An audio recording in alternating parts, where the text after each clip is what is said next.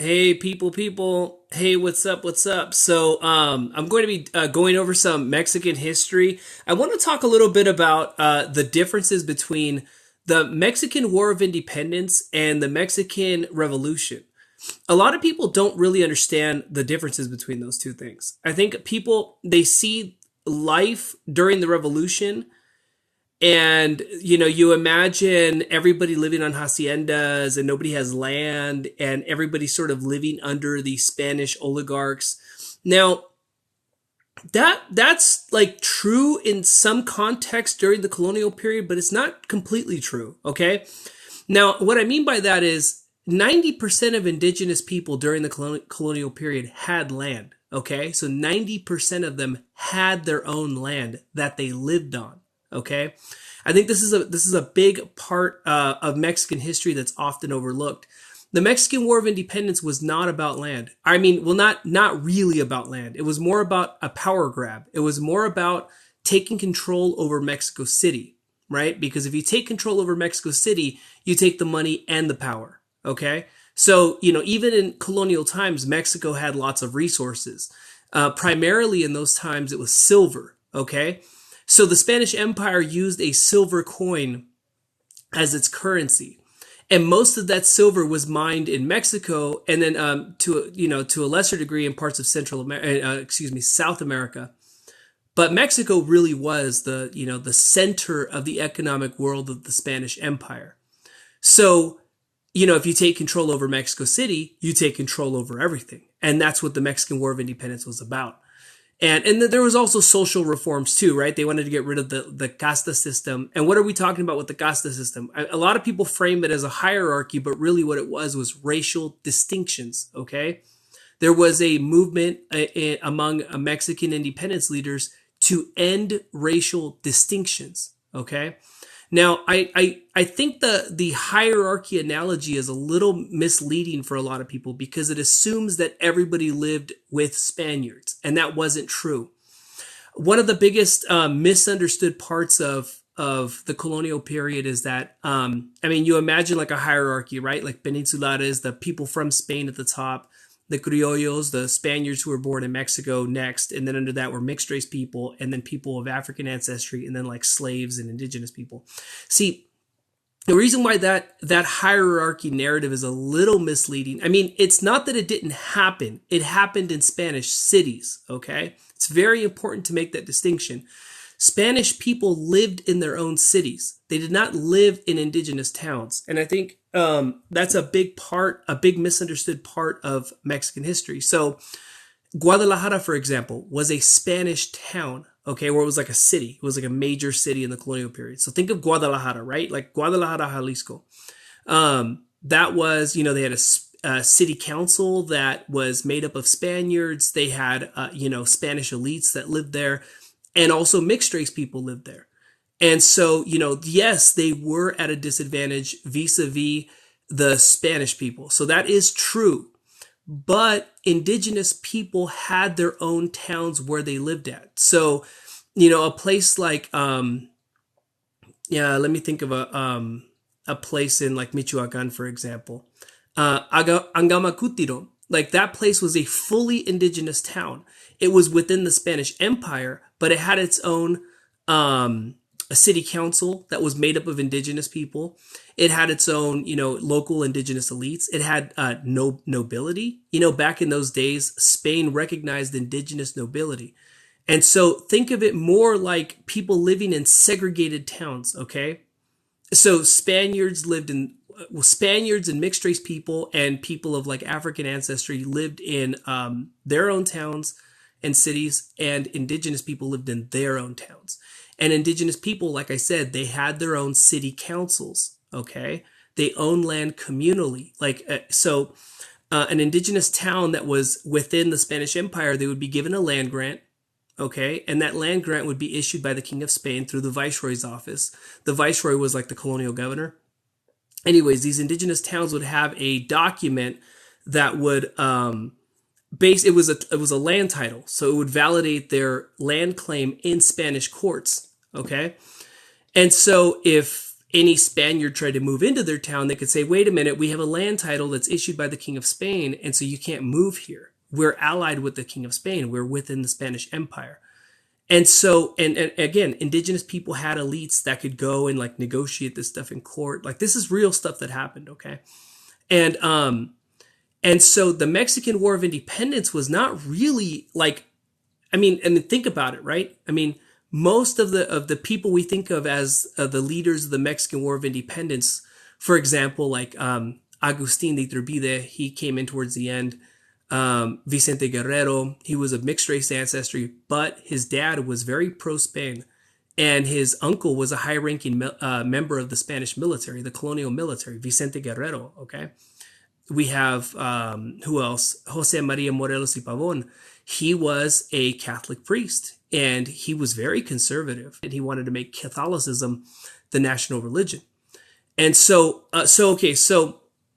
these folks had political aims that were mostly drawn from the cities, okay? And that's why they were concerned about control over Mexico City, ending the caste system, racial distinctions. But there was not much leadership in the Mexican War of Independence from indigenous people, okay? And this is like a big part. And if, like, for example, if your frame of reference for Mexican history is, okay, we were the Aztecs, and we were conquered by the Spaniards, and 300 years later, we're still Aztecs, and we overthrew the Spaniards, and we just kicked them all out. Like, if that's your frame of reference for Mexican history, that is a completely false reality. Like, that's just not what happened. The Mexican War of Independence had a lot of Spanish Mexican, like, we call them criollos. If you are a Spanish person born in the Americas, you were a criollo. And so the Mexican War of Independence had lots of criollo leadership. And there were some mixed race people like Morelos and Guerrero, but for the most part, Mexico's War of Independence was led by Spanish Mexicans. And there were also indigenous people that fought in the war, but about half of the Mexican independence side, throughout the course of 10 years, about half of the soldiers were indigenous, and the other half were criollo and mixed race people. But about half of the Spanish forces were also indigenous and who were fighting on behalf of Spain. So the War of Independence ended, right? The independent side won, and we became independent, and then Mexico became Mexico. And then what they ended up doing was they ended those racial distinctions. So they said, nope, we're all Mexican. We're all just going to be Mexican, which, I mean, it sounds good, right? Like, it sounds good on paper. It sounds good when you and I talk about it. Like, hey, we're all Mexican. We're all equal. Like, that was an admirable goal, but it had a negative side effect on indigenous people. And the reason why was because indigenous people had their own towns. They had their own legal distinction. They had their own titles of nobility. And when Mexico became independent, Mexico invalidated all of these like indigenous nobles. I'm talking about people with like titles of nobility, the descendants of like the former emperors and stuff like that of these various towns. And so Mexico invalidated those titles of nobility. And then also too, Mexico gradually began to invalidate communal land grants. Okay. So mixed race people and Spanish people in Mexico had individual land grants. So it's like if you buy a home, like think about it in the United States. If you buy a home in the United States, you have a title to the property and it's your home. And it's your home as an individual. Well, in Mexico, indigenous people lived on communal lands. And that means like the whole town, maybe there'd be like 150 people in the town. The whole town owned the land together. And Mexico began invalidating those land titles. And so, and this is after Mexico became independent. And this sped up mostly under Benito Juarez. Benito Juarez, I know he's like celebrated as a big hero in Mexican history, but in reality, it was under his leadership that they basically invalidated all communal land titles. And so indigenous communities were forced to auction off their property.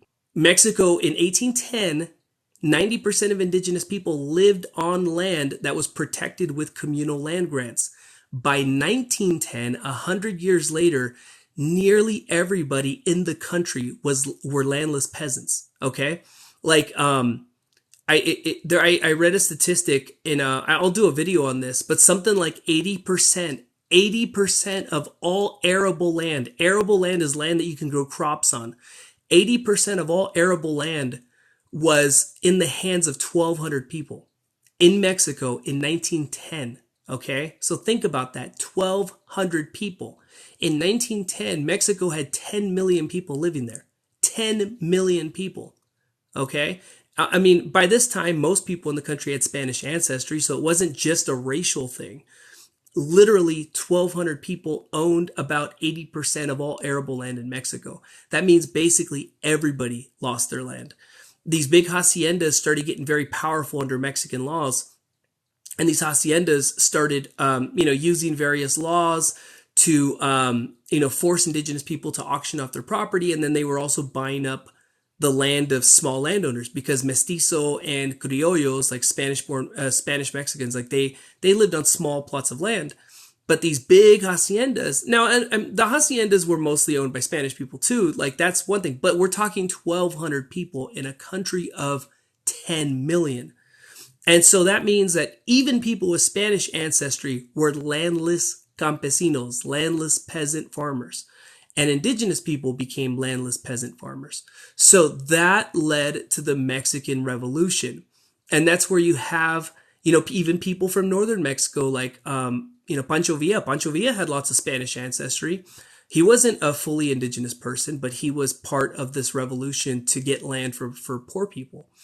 And so, all of northern Mexico, most people in northern Mexico have Spanish ancestry, and they were also landless, because these think of haciendas as like big box stores, like big giant, like multinational. Think of them like the multinational corporations putting small businesses out of business. Think of it like that. That's basically what happened. These haciendas basically ran amok, and they bought up everything, and everybody was just living on a hacienda. But that happened under Mexican laws, okay? And that's what led to the Mexican Revolution. And so on the one hand, like mixed race people and people of Spanish ancestry, they wanted to have like some sort of land grant. They wanted something from the government, like, hey, I want like a plot of land. I don't want to be a landless peasant forever. So they wanted like something from the government. That was one aim of the revolution. And another aim for indigenous people was to get the Mexican government to recognize communal land titles. And that was one of the biggest aims of the Zapatistas in southern Mexico. Zapata, his community was called Anenecuilco. And so they had their own, it's a town in Morelos, the state of Morelos, and they had a communal land title that was issued to them by the colonial government in 1607. And it was issued to them, and they wanted the Mexican government to recognize the land title that was issued to them by the King of Spain. Okay? And so that's the main reason why Zapata took up arms and started fighting the Mexican government. So hence what I'm saying is the War of Independence was it was a completely different war than the Mexican Revolution. Now, remember, guys, you have to remember every single one of these Spanish people, and there were a lot of them that came from Spain to Mexico, they stayed. So, I mean, if you have Spanish ancestry, you have Spanish ancestry. Like, this is what I always tell people. Like the Mexican War of Independence, who were they fighting? They were fighting the Peninsulares. They were fighting in 1810. They were fighting against the people from Spain. Okay, the newcomers, not the conquistadors, not the Spanish settlers. Like, they were fighting against the newcomers, the ones who had just arrived in Mexico, and it was the criollos who were fighting them. And who were the criollos? The criollos were your ancestors. If you have Spanish ancestry, the criollos were your ancestors. And those criollos, who were they? They were the descendants of the Spanish settlers and the conquistadors. So a lot of, like, we look at all this stuff in Mexican history, we're like, oh yeah, we beat the Spanish and they left. Like, no. Like, not only did the Spanish not leave, you're the descendant of them, and you descend from the conquistadors in many cases, not every case, because there weren't that many conquistadors, but you certainly descend from the Spanish settlers. And this is what a lot of people get wrong. The Mexican War of Independence, it was the descendants of the conquistadors fighting against new Spaniard, like new people coming from Spain. Those new people were not the descendants of the conquistadors. Those were like recent arrivals. Think of it like, okay, in Mexico City, think of Mexico City, something like the Bay Area, right? There's like a lot of tech, like a lot of foreigners that go to like San Francisco to work in the tech industry, like or something like that, right? Okay, well, like Mexico City was like the place where like people from Spain came and they just got jobs and stuff like that. Well, those people were the newcomers. We are the descendants of the old Spaniards who were in Mexico, the ones who were there from like Hernan Cortez and all the Spaniards who came after them. Like, we descend from those people. And that's what a lot of people don't get. You think the Mexican War of Independence was fighting against the Spaniards like Cortez or something. It's like, no, no, no, no, no. You descend from the Spanish settlers, and in many cases, the conquistadors, who were fighting the newcomers. So in 1810, there were 1.3 million Spaniards in Mexico. In a country, in the colonial Mexico was like, colonial Nueva España, like all of Nueva España was 6 million people. It was half the population of all Hispanic America. So you think of like Hispanic America from like California all the way down to Chile and Argentina. Half the population of Hispanic America, and this is including Spaniards, indigenous people, African people, everybody, half the population lived in Mexico. Mexico was very, very popular. 6 million people was a big population at that time. And 1.3 million of those people were Spaniards, like fully Spanish. And then another like 18% of the, no, another 22% of the population. So I think like something like, like 1.5 million people were mixed with Spanish. So we're talking about a lot of people, like a lot of Spanish ancestry. And there were only 15,000 people from Spain in Mexico in 1810. Only 15,000 who were actually born in Spain and came to Mexico as immigrants, okay? Our ancestors, the criollos, were fighting those people, okay? So many people have history backwards. So many people have it backwards. You are not fighting the conquistadors. In many cases, you're the descendant of the conquistadors.